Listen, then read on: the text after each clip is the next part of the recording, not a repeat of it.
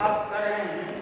पहली बात कि शोध क्या नहीं, मैं पहले ये बता दूं, जो गलती प्रायः लोगों से होती है कि शोध क्या नहीं वो जानना इसलिए जरूरी है कि एक बार कोई चीज़ दिमाग में गलत बैठ गई तो हम उसी मार्ग पर आगे बढ़ते जाते हैं।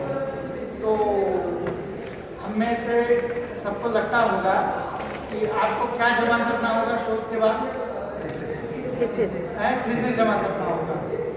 तो पहली बात समझ लीजिए कि थीसिस शोध नहीं है, ठीक है ना। डिग्री उसी से मिलनी है लेकिन थीसिस शोध नहीं है। तो फिर शोध क्या है? सवाल ये उठता है कि जब मैं ये कह रहा हूँ कि थीसिस शोध नहीं है तो शोध क्या है? क्योंकि 10-20 किताबों को रख करके आपने थीसिस बना दी तो क्या शोध होगा? आप बताएं क्यों? नहीं। अगर मैं इसको दूसरे शब्दों में ऐसे कहूँ कि 20 किताबें नहीं 50 किताबें रख करके 5 पन्ने उसके, 3 पन्ने उसके, 2 पन्ने उसके, ठीक है, किताब बन गई, प्रबंध बन गया, क्या शोध होगा?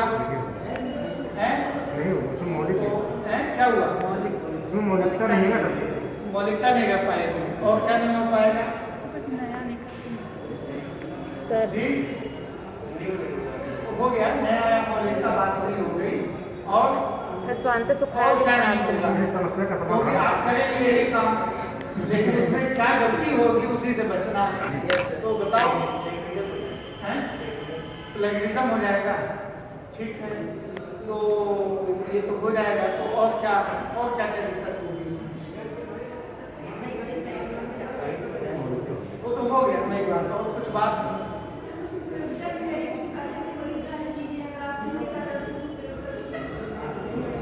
जी हाँ, उपयोगिता नहीं है, ठीक है। शोध समस्या का समाधान, हाँ, शोध समस्या का समाधान। शोध समस्या समझते हैं क्या? क्यों? शोध समस्या कितने लोग समझते हैं? हाँ देखो, पहली बात ये तो कक्षा है, सब लोग बराबर के जानकार हैं। कोई कम जानता है, कोई ज़्यादा जानता है, ऐसा कुछ नहीं है। मैं जब कुछ नहीं जानता हूँ तो आप कहाँ से जानते हैं? इसलिए जो जानते हो आप उसको बताइए। ऐसा नहीं कि कोई बेइज्जती होगी, यहाँ इज्जत है ही। तो इसलिए दिमाग से निकाल दीजिए कि हम लोग जितना खुल जाएंगे उतना मैं तत्काल बताते जाऊँगा, ठीक है। तो बताइए, शोध समस्या कितने लोग जानते हैं? क्योंकि मूल समस्या एक तो यही है, जब यही नहीं जानेंगे तो फिर क्या है, ठीक है। तो आप मेरी बात समझ गए होंगे कि पन्नों को उड़ा करके सिलवा लेना शोध नहीं है, यानी शोध प्रबंध शोध नहीं है, ठीक है ना, पहली बात। दूसरी बात कि आलोचना, हम लोग आलोचनाओं को कहते हैं और ये समझ लेते हैं कि आलोचना शोध है। तो आलोचना शोध है? नहीं है। क्यों? अरे क्या बता रहे हैं आप? क्यों नहीं है? क्यों नहीं है ये बताइए। नहीं, नया तो ठीक है, 11 वर्ष से ठीक है, तो क्यों नहीं है? सर, आलोचना में गुण दोषों पर विचार करते हैं, लेकिन केवल गुण दोषों पर विचार करना ही शोध नहीं है। तो क्या है? शोध में सर कोई नई चीज लानी होती है ना। आलोचना में भी तो नई चीज आ जाती है। जैसे कफन कहानी पढ़ी है? Yes sir. एक आलोचक हुए, उनका नाम मैंने नहीं लूंगा, उन्होंने कहा कि जो बुधिया अंदर चिल्ला रही है तो वो भीषु और माधव उनके पास इसलिए नहीं जा रहे हैं कि वो जानते हैं कि उसकी कोख में पल रहा बेटा उसका नहीं। किसी आलोचक ने ऐसा नया कह दिया, ठीक है। तो अब आप कहेंगे, आप कह रहे हैं नया है, कि नया तो है, ये आप लोग सब लोग कफन पढ़े होंगे लेकिन ये बात नहीं जानते होंगे। लेकिन सर प्रमाणिक है, प्रमाणिक है। अब ये तो अब क्या हो गया, सवाल हो गया कि नहीं? आप अगर नयापन को ही दे रहे हैं, मैंने आपको एक कहानी उठाया और नयापन एक आलोचना का मैंने बता दिया। नहीं, नया विचार भी सर प्रमाणिक होना चाहिए।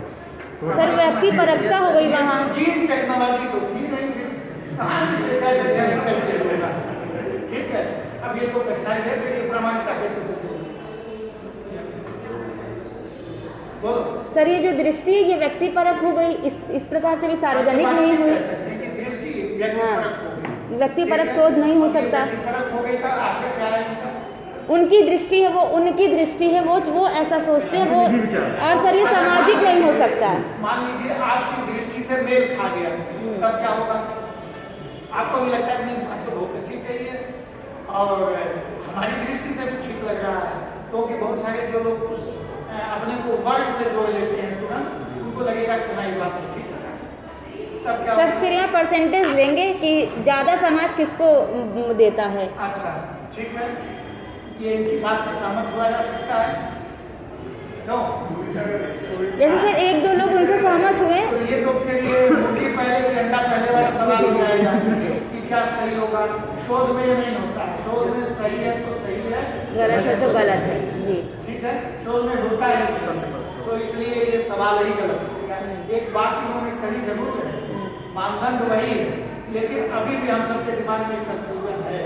वो कंफ्यूजन ये है कि आपको जो भी बात करनी है वो क्या करनी है, वस्तुनिष्ठ करनी है कि आत्मनिष्ठ करनी है? वस्तुनिष्ठ करनी है। वस्तुनिष्ठ का मतलब क्या?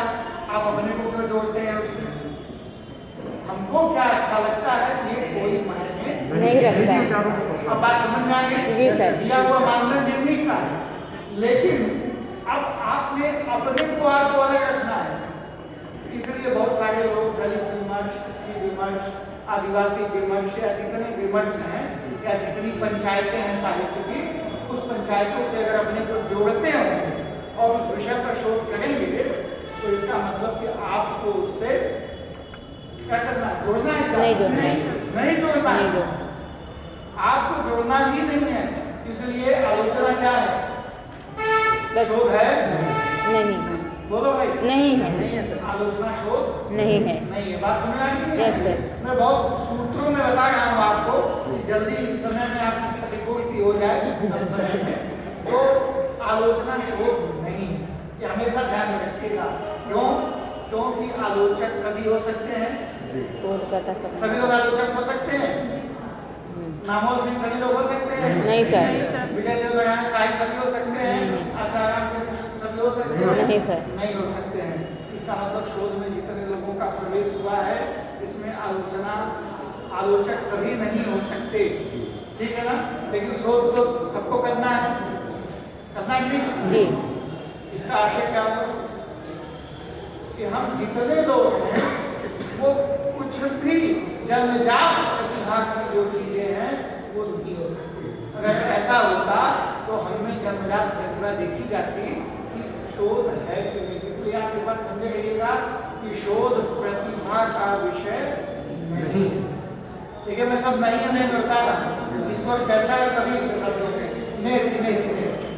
तो आलोचना शोध नहीं है, शोध प्रबंध शोध नहीं है। और अभी तीसरी बात में क्या होता है?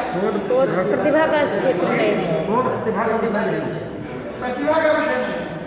अगर ऐसा होता तो आप सबका जो परीक्षण हुआ होता, प्रतिभा मतलब जन्मजात प्रतिभा का आशय है। जी जी। यहाँ प्रतिभा का मतलब टैलेंट तो भाई टैलेंट ही है। हाँ, दूसरे से रुपया देके तीसरी प्रतिभा लेना, इससे बड़ा टैलेंट क्या होगा? तो वो दूसरी बातें हैं, लेकिन जन्मजात प्रतिभा। इसीलिए कविता लिखने वाला अच्छा शोधार्थी हो सकता है, इसकी गारंटी है? बात समझ रहे हैं ना? ये कवि सब नहीं हो सकते। जी सर। कहानीकार सब नहीं हो सकते, गद्यकार सब नहीं हो सकते, शैलीकार सब नहीं हो सकते, लेकिन शोधार्थी सब हो सकते हैं। सब हो सकते हैं। मेरी बात आप समझ गए कि जन्मजात प्रतिभा भी शोध नहीं है। जन्मजात प्रतिभा शोध नहीं है, ध्यान में रखिएगा। इसलिए क्योंकि मैं समझ सकता हूं कि आप में से किसी में भी शोध करने की जन्मजात प्रतिभा नहीं है। अगर ऐसा होता तो पहले वही परीक्षण हुआ होता है, लेकिन आपका जो परीक्षण हुआ वो एप्टीट्यूड टेस्ट हुआ, अभिरुचि, शोध अभिरुचि, मतलब आप शोध कर चुका है। तो इसलिए अब जो बातें निकल के आ रही हैं कि शोध क्या है, तो जो अभी आपने नहीं है बताया है उसी में से कुछ बिंदु निकल के आया कि क्या है। अब ये बताइए क्या है? व्याख्या करूंगा तो बताया आप सबने। बताओ भाई क्या बता रहे थे, क्या है?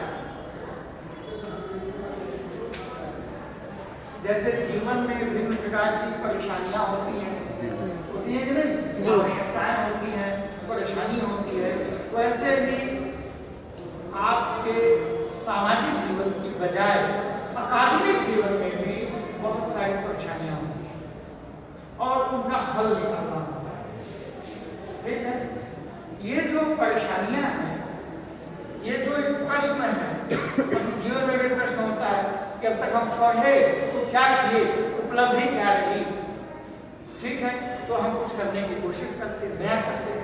तो ऐसे इसको आप कहते हैं समस्या, हमारे जीवन की समस्या है। तो ऐसे ही एकेडमिक लाइफ की, अकादमिक जीवन की भी कुछ समस्याएं हैं, क्योंकि आपके जीवन की अगर ये समस्या ना हो तो आपका विकास नहीं होगा। तो आपके विकास के लिए आपका हाथ पैर चलना, मस्तिष्क चलना और चलते चलते कुछ करना, कुछ नया करना, कुछ करते रहना। नया करना मतलब जो पहले आपने नहीं किया वो करना। ठीक है, मतलब आपके अंदर जो प्रतिभा है उसको निकाल के वो करना। तो ये जो है अगर आपके जीवन के लिए आवश्यक है तो ऐसे ही ये कुछ जिज्ञासाएं हैं। ऐसे अकादमिक जगत में भी कुछ जिज्ञासाएं हैं। हमारे भारतीय समाज में 3 प्रकार के ऋण माने गए हैं, माने गए हैं ना? वो कौन से ऋण हैं? मातृ पितृ और गुरु। चलो शेष तो सब जान रहे हो, मैं गुरु ऋण की चर्चा करता हूँ। आपको गुरु ऋण से उभरने का ये एक माध्यम है। गुरु ऋण का क्या मतलब है, कोई व्याख्या करो, परिभाषित करो, कोई बताओ। अपने अध्यापक से जो भी ज्ञान प्राप्त हो उसे आगे और बढ़ाना, आगे और बढ़ाना, उसमें थोड़ा सा विस्तार करना, थोड़ा सा जोड़ भी देना।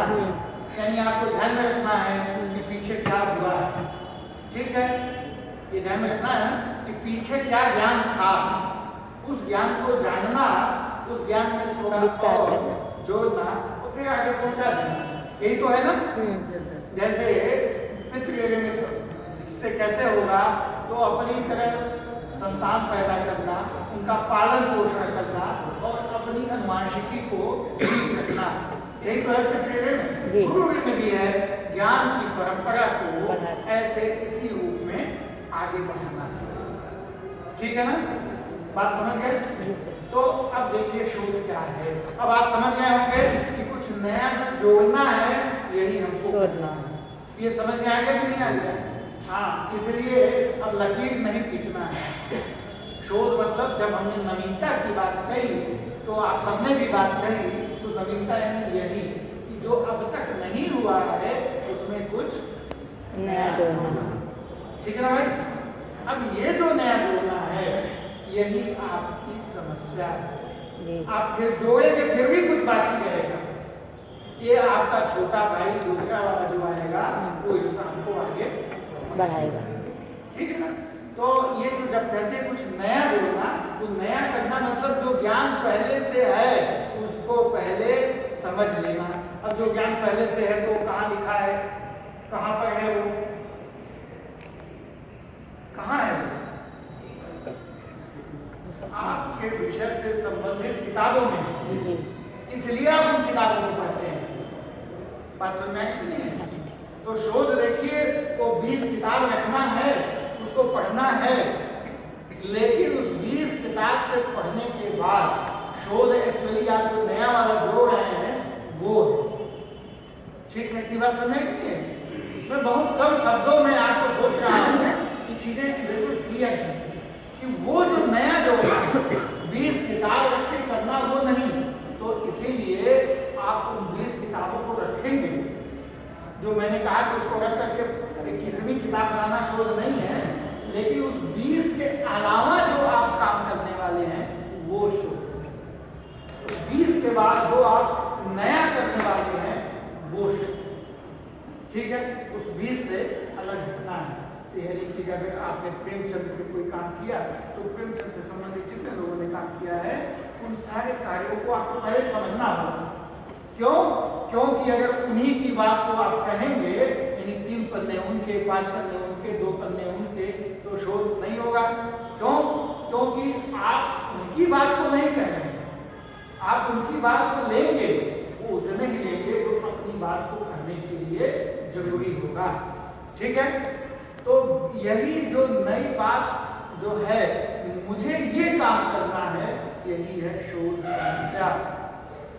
और ये जान लीजिए कि शोध समस्या जैसे आपके जीवन की समस्या ही आपको नौकरी की ओर अग्रसर करने के लिए प्रेरित कर रहा है।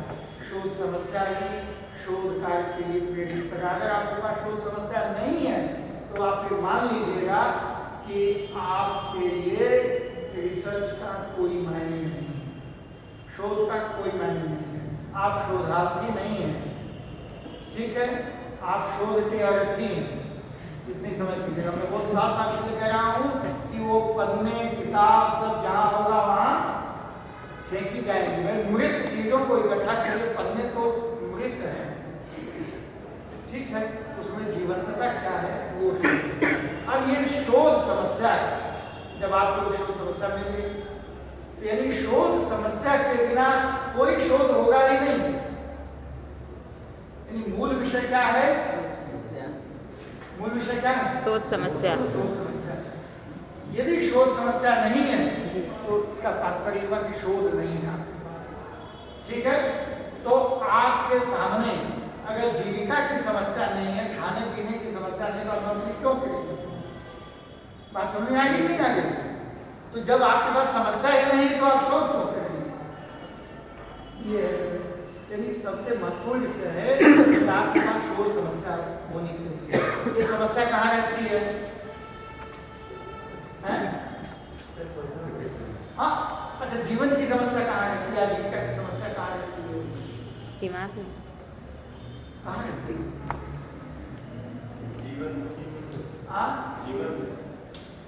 वो आपके मस्तिष्क में रहती है। अगर आप मान लें, जैसे मैं बहुत लोगों के घरों में जानता हूँ कि आप भी जानते होंगे कि सबके घर में अगर मान लीजिए 5-7 लोग हैं तो एक आध ऐसे होंगे जिनके लिए नौकरी वोकरी का कोई मतलब नहीं, बस उनका वो दिमाग में बैठा लिए हैं तो उनको जरूरत ही नहीं है, इसलिए वो नौकरी ना उनको मिलती है ना उनको चाहिए। आप देखे होंगे अगर आपके घर में 2-3 लोग होंगे, हो सकता है दोनों बच्चे, हो सकता है आपके परिवार के घर में हो सकता है आपके किसी रिश्तेदार के घर में, उनको ये मान लिया कि नौकरी नहीं चाहिए, इतना कठिन लगेगा। तो शोध समस्या कहाँ रहती है? मस्तिष्क में। ये शोध है जिसको कहते हैं शोधना। ठीक है? रिफाइंड करना, रिफाइनिंग रिसर्च, जो शोध शब्द प्रयोग किया गया, रिफाइन करना, तो नॉलेज को रिफाइन करना, परिवर्धन करना, शोधित करना, ये शोध। ज्ञान को शोधित करना। ठीक है? शुद्ध करना। शुद्ध करने का आशय एक प्रक्रियागत है। शोधन कैसे होगा? उसके लिए कोई प्रक्रिया होगी, एक्शन होगा, कुछ न कुछ एक्शन होगा। तो अब ये भी बात है, जो प्रक्रिया है शोधन की, इसलिए शोध जब कहते हैं प्रक्रिया, प्रोसेस है। किसी भी चीज का अगर आपको रिफाइन करना है तो उसका प्रोसेस होगा, इसीलिए शोध का एक प्रोसेस होता है। केवल मस्तिष्क में शोध कर लेने से, जैसे मैं हिमालय की तंद्रा में बैठ गया, लोगों ने खोजा है, बहुत लोगों ने खोजा है, लेकिन बैठ करके मैं यहीं से सोच लूं कि मैंने खोज लिया तो क्या शोध होगा? अभी तो आपने कहा मस्तिष्क में है शोध समस्या, तो समाधान में तो मस्तिष्क में ही होगा। क्यों? जी सर। नहीं होगा। यही तो मैं बात कर रहा हूँ, समाधान मस्तिष्क में जन्म लेगा, ये ठीक है जन्म लेगा, लेकिन हिमालय के कंदराओं वाले शोधकर्ता नहीं है। क्यों? क्योंकि ज्ञान का शोधन करना है तो ये प्रक्रिया है, और जब प्रक्रिया है इसको कहते हैं प्रविधि होगी ही। ठीक है? तरीका होगा, मेथड होगा। इसीलिए शोध के कहानी लिखने वालों की, कविता लिखने वालों की कोई क्लास नहीं होती है, रिसर्च वालों की क्लास हो रही है जी। रिसर्च कैसे करें, मेथोडोलॉजी की क्लास चल रही कि नहीं? और ये 6 महीने चल रही है, आप बताइए। इसका मतलब आप समझ लीजिए कि प्रोसेस है, ये मेथोडोलॉजी प्रोसेस है। अब ये क्यों? क्योंकि इसमें कुछ जो है कौशल चाहिए, टूल्स एंड टेक्निक्स चाहिए, ठीक है ना। इसलिए टूल्स और टेक्निक्स जो चाहिए उसकी आवश्यकता है। अब उसी टूल्स और टेक्निक्स को जानना है, इसलिए आप 6 महीने का पाठ्यक्रम कर रहे हैं। यानी शोध समस्या कहाँ होती है? मस्तिष्क में। तो शोध कहाँ होता है? खुले वातावरण। वो भी मस्तिष्क में ही होता है। अगर उसमें नहीं है तो समझिए शोध भी नहीं है। अब जैसे मान लीजिए कि आपने कोई शोध समस्या चुनी और विषय चुन लिया, अब आपको कहीं किताब ही नहीं मिल रही है, तो क्या करेंगे? शोध नहीं करेंगे भाई, आप क्या करेंगे? इसका मतलब उस विषय पर शोध होगा ही नहीं। क्यों? अगर जिसने भी पहला शोध किया होगा तो उसको हो सकता है पहले किताबें नहीं मिली होंगी, तो क्या वो शोध नहीं होगा? होगा। तो क्या होगा फिर? अगर मैंने कहा कि किताब शोध नहीं है, मस्तिष्क में शोध है, शोध मस्तिष्क में ही होगा, निष्कर्ष भी मस्तिष्क में होगा, तो क्या होगा? फिर आप किताब पे आश्रित हो गए थे, तो अब आपको समझ में आया ना कि किताब ही नहीं है, तो मैंने कहा किताब से बाहर निकलिए। इसलिए थीसिस से बाहर जाइए। पहले थीसिस लिखना होगा, किताब ढूंढेंगे, किताब से 20 किताब से 21वीं किताब बनाएंगे, वो शोध नहीं है। 20 किताब रखेंगे और किताब नहीं होगी तो क्या? किताब नहीं होगी तो जैसे मान लीजिए होता है कि किताब नहीं होती है।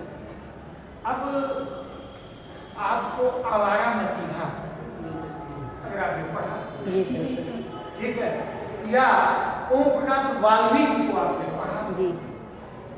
अब आपको जूठन की प्रामाणिकता को परखना है, या आपको वेश्या जीवन से संबंधित उपन्यास किसी ने लिखी, अब वेश्याओं के जीवन से मोहन राकेश के किए गए कामों को समझना है या उस काम को आगे बढ़ाना है।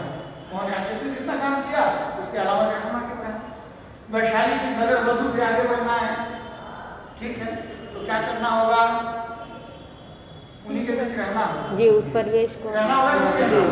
तो आप किताब ढूंढेंगे तो मिल जाएगी? नहीं। क्यों? किताब में मिलेगी? नहीं। नहीं मिलेगी। जीवन को परिवेश नहीं मिलेगा। तो अब आपके मस्तिष्क में होगी तब तो होगा। अच्छा मान लीजिए एक किताब है, अब वो किताब मेरे पास है, तो अब उस किताब को अब आपके पास कहीं किताब ही नहीं है, वो किसी एक चीज से लेना है, वो पुस्तक कहीं नहीं है, तब फिर क्या करेंगे? तो फिर जो जुगत करेंगे कि किताब कैसे मिले, ठीक है, चापलूसी से मिले, चुरा के मिले, कैसे मिले? अगर ये सब नहीं किया गया होता तो पांडुलिपियां कैसे मिली? क्यों? क्योंकि दबा के बैठे, रावण संहिता मिल गई है तो नीचे दबा लिए हैं, बस आपको बताएंगे, वो आपको दिखाएंगे, क्यों है कि नहीं? तो अब क्या करना होगा? भाई समस्या है कि वो शास्त्र है तो उस पर शोध करना है, तो करना तो होगा ना। मैं उनके इसके नीचे से पन्ना सटाना होगा, किसी तरह से चापलूसी करनी होगी, झटकना होगा, पटकना होगा, ये करना ही पड़ेगा। अब ये आप बताइए समस्या नहीं है कैसे होगा? ये मस्तिष्क में नहीं है तो कैसे होगा? किताब तो है। तो अब आपको ये ध्यान में आ गया होगा कि हमको हमारी शोध समस्या बिल्कुल स्पष्ट होनी चाहिए। अगर आपको शोध समस्या स्पष्ट नहीं है इसका मतलब आप शोध नहीं कर पाएंगे, आप शोध कर नहीं रहे हैं, आप समय व्यतीत कर रहे हैं, बर्बाद कर रहे हैं, और आप सबकी उम्र इतनी हो गई है कि आप अगर गंभीरता से इस बात को नहीं लेंगे तो हमें लगता है कि आप सही शोध कार्य नहीं कर पाएंगे। मैं गलत तो नहीं कर रहा हूँ? तो इसलिए मैं केवल इतना ही बताया कि क्या नहीं है, इसलिए क्या है कि आपके दिमाग में डाल दिया हूँ और इस पर काम करना है। कितनी देर तक क्लास करती है? 1 बजे तक। 1 बजे तक, इसके बाद खाली छुट्टी। अच्छा चलिए, हमको अभी 11 बजे हम लोग 10:30 बजे फोन पे बात करते हैं, कोशिश करते हैं उतना जाम जो है बहुत तेजी से आया पूरी, तो ये बात ध्यान में आपको आ गई होगी। अब मैं कुछ बातें और आपको बहुत संक्षेप में क्लियर कर दूं। आप लोग रेफरेंस लिखते हैं, जी सर। आप एक बात समझ लीजिएगा कि सबसे ज्यादा कठिनाई साहित्य के विद्यार्थी में होती है। साहित्य का विद्यार्थी चूंकि आप सब जब प्रपोजल ले आता है तो मैं देखता हूँ, अगर वो दलित है तो दलित विमर्श से आएगा, स्त्री है तो स्त्री विमर्श, ठीक है, और दूसरा तो भगवान न करे कि हो कितना विमर्श हो गया क्या, ठीक है, ये सब चल रहा है। अब उसको समझ नहीं है तो यानी कि वो जैसे कहते हैं ना जुगाली करना, बौद्धिक जुगाली। हाँ, आप उसी को कूच के च्युइंगम का है, जैसे कहते हैं कि एक बार 44वां रस खत्म हो गया तो उसको भाई फेंको, लेकिन अब वो च्युइंगम की तरह से बिना रस के चबाए जा रहे हैं, वही विषय चलता चला जा रहा है। तो मौलिकता जो आप कहेंगे नहीं है, काम में रस नहीं आएगा, काम में आनंद जिसको कहते हैं वो नहीं आएगा, आपकी मौलिकता नहीं आएगी। आपको जान करके आश्चर्य होगा कि मैं 90 के दशक में जब मैं PhD किया तो साहित्य और संचार माध्यम के अंतर संबंध का विवेचन, इसके लिए मतलब साहित्य और मीडिया ये रिलेशन क्या है, इसके लिए मैंने पत्रकारिता पढ़ी, उसी बीच क्या मैंने वो करस्पॉन्डेंस कोर्स किया पढ़ी, उसके बाद फिर MA भी मैंने किया, लेकिन ये केवल फोटो पत्रकारिता केवल इसी के लिए किया। तब मुझे मीडिया की सही समझ आई। क्यों? साहित्य की तो समझ थी लेकिन मीडिया की समझ नहीं थी। जैसे जब आप विषय लेके आते हैं कि गोदान के पात्रों का मनोवैज्ञानिक अध्ययन, मनोविज्ञान आप कितना जानते हैं, लेकिन लफाजी जानते हैं, इस तरह के शोध होते हैं ना। फिर आप कहते हैं कि गोदान का समाजशास्त्री अध्ययन, समाजशास्त्र कितना जानते हैं, लेकिन आप कर रहे हैं अध्ययन क्या, समाजशास्त्री। मतलब आप समझिए कितनी बड़ी लफाजी कि आप सोशियोलॉजिकल टूल्स नहीं मालूम है कि कैसे सोशियोलॉजिकल स्टडी होती है, और आप क्या कर रहे हैं, साहित्य समाजशास्त्र आप पढ़ रहे हैं। इतना टिपिकल विषय, ठीक है, तो ये कितना कठिन है। इसलिए पहले क्लियर हो, कंसेप्ट क्लियर हो, इसलिए आपको करने पड़ेगा, ये समझना पड़ेगा। और एक अच्छा काम, एक अच्छा रिसर्च आपकी पर्सनैलिटी बनाता है। BA करने से, MA करने से आपको कोई वो बहुत लोग किए हुए हैं, आप सब लोग किए हुए हैं, लेकिन एक PhD ये जैसे कहते हैं ना कि पहले द्रोणाचार्य के पास कौन कौन थे शिष्य, कौन? कौरव और पांडव। कौरव पांडव, मान लीजिए 5 पांडव थे और एक अंगूठा वाला भी था, एकलव्य। ठीक है। तो अब आप देखिए कि एक था अर्जुन, भीम, अर्जुन क्या था, तीरंदाज, धनुर्धर, हाँ, भीम गदाधारी, यानी जितने चेला उतने निपुण, सबकी अपनी, यानी गुरु एक, परीक्षा एक नहीं, ये भारतीय परंपरा रही है। और अच्छी शिक्षा उसी को कहते हैं कि आप में जो, यानी ये रिसर्च क्या है कि आप लोग जितने हो सबकी अपनी पर्सनैलिटी, सबका अपने विषय का एक क्षेत्र, दायरा, अपनी विशेषज्ञता, इसलिए पर्सनैलिटी बनाता है शोध। आप जितनी ईमानदारी से ये 3 साल काम करेंगे, आप समझिए कि आपकी अपनी पहचान है, ठीक है। ये शोध ही है, PG MA BA नहीं है, शोध में ये है कि आपको ये जीवन भर आपको देगा, आपको ये जीवन भर देगा। मैं बता रहा हूँ, मैं पत्रकारिता में बहुत काम किया, केवल वो काम ये नहीं किया, हमको अवसर मिला केवल इस विषय पर काम करने का। मैं कह सकता हूँ कि लाखों रुपया में केवल उस विषय के नाते कमाया। अगर रुपया में आप समझते हैं तो आपके बीच में बहुत चीज़ों को ठीक रख पाता हूँ, ये उसके पीछे भूमिका है। इसलिए एक अच्छा रिसर्च आपको जितना आप सोच नहीं सकते हैं उससे ज़्यादा देता है। हाँ, पेड़ तो सब एक जैसे होते हैं, लेकिन जब फल लगता है तो अलग अलग होते हैं, ठीक है ना। तो अब आप समझें कि ये शोध ऐसा, अब आप फ्लावरिंग के हैं, यानी जब आप फूल की स्थिति में हो गए, अब इसके बाद फल बनेगा और फल विशिष्ट। ठीक है ना। तो ये विशिष्टता है। अब ये ध्यान में हम लोगों को आ गया होगा, ठीक है ना। अब एक दो बातें और मैं बता करके मैं यहीं रुकता हूँ क्योंकि आपके समय का अतिक्रमण ना हो। कि जो मैंने कहा कि पहले वाले ज्ञान को जानना है हमारे लिए, एक बार जानिए, तथ्यों का खेल है शोध।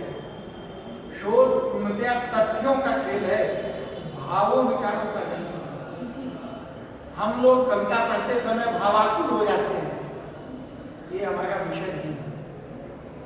भाव और विचार, लेखक के भाव आए, बस लेखक के भाव, ठीक है।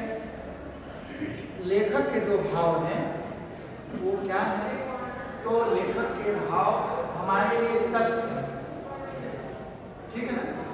हमको उसके भाव में बह नहीं जाना है, ये ध्यान रखना, ठीक है।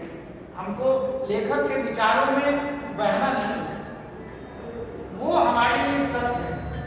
अब जो भाव और विचार पहले प्रकट किए गए हैं वो भी हमारे लिए तथ्य है।